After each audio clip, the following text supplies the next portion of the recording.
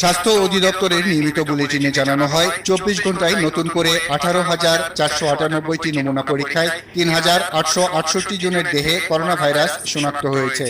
শনাক্ত হয়েছে 1,30,474 জন।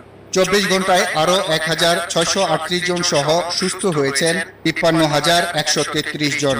এদিকে রাজধানীর মুগদা মেডিকেল কলেজ ও হাসপাতালে নমুনা দিতে এসে শারীরিক দূরত্ব না মেনে লাইনে দাঁড়াতে হচ্ছে। অনেকে আবার রিপোর্ট পেতে কয়েকদিন লেগে যাওয়ার অভিযোগ করেন।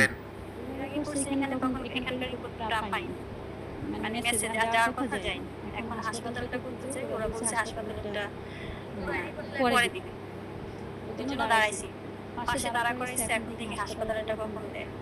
আর হাসপাতালটা একান্ত দরকার। আজকে 7 দিন হয়ে গেছে, মানে খুব সমস্যার মধ্যে আছি। রিপোর্টটা এখন পাইনি, মেসেজ যায়নি। হাসপাতালের পরিচালক দাবি করেন, নির্ধারিত সময়েই তারা রিপোর্ট দিচ্ছেন, তবে জনবলের সংকট থাকায় অনেক সময় কিছু সমস্যা হচ্ছে।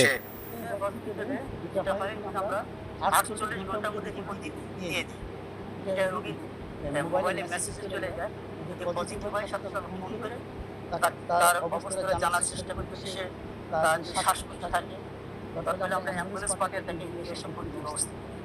আর এখানে যেটা শুরু করছে, তো এদের আসলে পুরো সিস্টেমটা তাদের মানে আয়ত্তে আনতে রিপোর্টিংভাবে রেগুলার করতে সময় লাগছে, পুলিশের সামনে লাগতো।